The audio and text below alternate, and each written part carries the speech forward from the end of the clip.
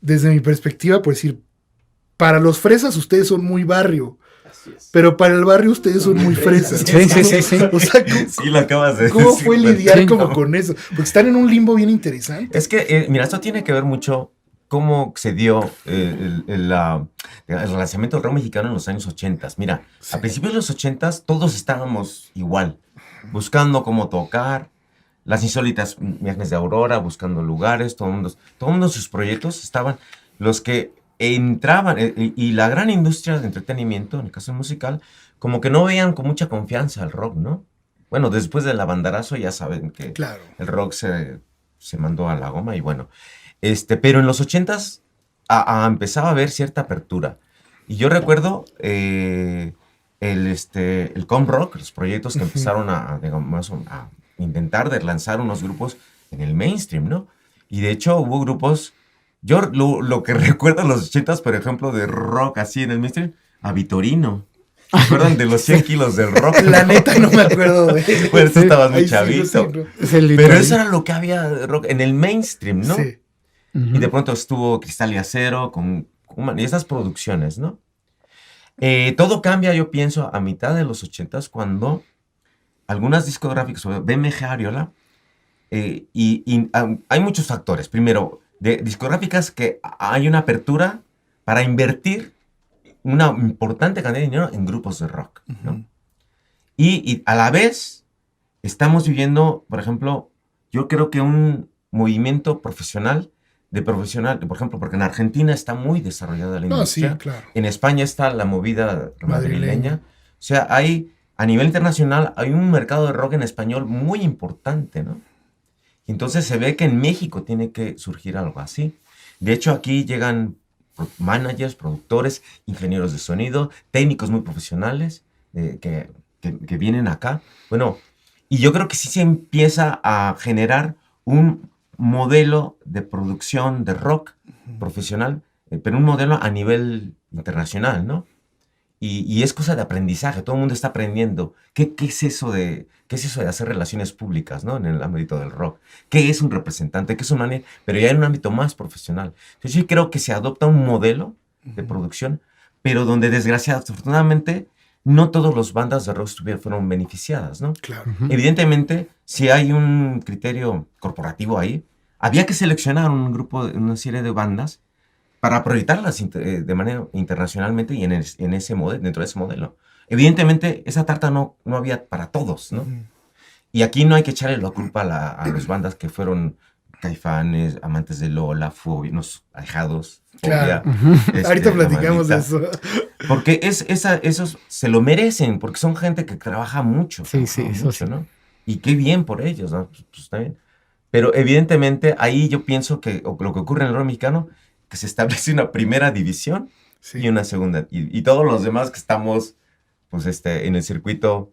Entonces yo pienso que eso sigue perviviendo hasta ahora, ¿no? Pues sí, es un sesgo, ¿no? Sí, claro. Donde evidentemente los grupos que entran en ese circuito, pues son, está bien. Y es verdad, como tú decías, Trolebús siempre circuló en una forma muy ambigua, ¿no? Sí. Yo entiendo, por ejemplo, que en esos años el Trolebús era un grupo muy incómodo para que entrara a la televisión, a la Claro. radio, porque nos metíamos con todos, ¿no? Claro. A criticar a la iglesia, a la balada chilanga, o sea, además, nosotros queríamos poner al límite la censura, ¿no? Eran años en los que queríamos hasta dónde podemos. Y nosotros, por ejemplo, tuvimos muchos problemas con una frase de una rola de la balada chilanga, ¿no? Claro. Simplemente por decir, ayer me acordé de ti y me acordé de ti mirando unos perros hacer el amor. Era una imagen urbana, ¿no? Pero es que es una Pero fotografía real Sí, de todos lados, güey. Exacto. Entonces, eso no podía caber dentro de ese No, modelo. pues no. No, claro. Claro, todo cambia en los 90s con Molotov. Porque ahí sí hay toda una apertura total. Fueron Y ahí total. se pasaron de lanza esos Y ahí güeyes. sí ya. Pero ya era otra situación, ¿no? Ya era situación. Sí, otro público. Sí, además. Sí. No, además otra situación porque ya estaba el grunge. Ya los grupos a nivel mundial, mainstream, Sí, era ya. Nirvana, Pearl Jam, Pearl Jam, Rage Pearl Against the Jam, Machine. Sí. grupos antisistema, Sí, exactamente. pero que cantaban lo que querían, con el lenguaje que querían, ¿no? Y hacía falta algo en el ámbito latino, del rock latino, y allí en Molotov. Pues, Sí, Sí. por algo le ellos actuaba. penetraron tantísimo, por decir, ellos son más famosos en Argentina que en México. Fíjate. O sea, y ellos me han dicho, es que para ellos Yo cuando Argentina es una cuando locura. emigré a España, en 1999, los chavos con sus sudaderas de Molotov en España, ¿no? Chavitos, y diciendo groserías mexicanas. ¡A tu madre! Sí, o sea, claro, sí, sí, claro. sí.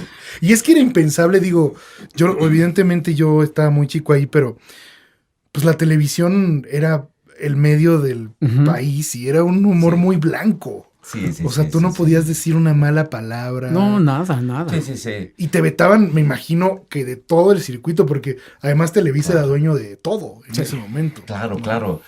Toma en cuenta que nosotros vivimos, yo sí pienso que la televisión concentraba la atención de la mayoría de la población, Ujú. pero eso fue durante décadas. Sí, Y eso era culturalmente la referencia de mucha gente era la televisión. sí. Era eso. Y lo que no había lo que no salía en Santo Domingo simplemente no existía, ¿no? Exactamente. Sí, sí, sí. Entonces es un O tremendo. con Raúl Velasco también. Uy, sí, no, sí, claro, sí. güey. Exactamente. Sí. Y entonces eso es un problema también, un fenómeno de la concentración, el poder de concentración de los medios de comunicación, ¿no? De aquel entonces. Y entonces sí que vivíamos una apartheid cultural, porque fuera de eso, estaban ocurriendo cosas muy interesantes en los 80s en México, en la literatura, en el teatro, El cine. en el cine, por supuesto, y por supuesto en la música. Había toda una generación de compositores que estaban haciendo cosas buenísimas, ¿no? Y a un nivel de calidad increíble, ¿no? Hablamos de los rupestres. Así y todo les eso. decían los rupestres, Sí, ¿no? sí, sí. Y los que estaban, y todavía en los 70s, pero que vivíamos eso, ¿no? Que había parámetros muy rígidos de qué es lo que se tenía que emitir en los medios de Radio. comunicación.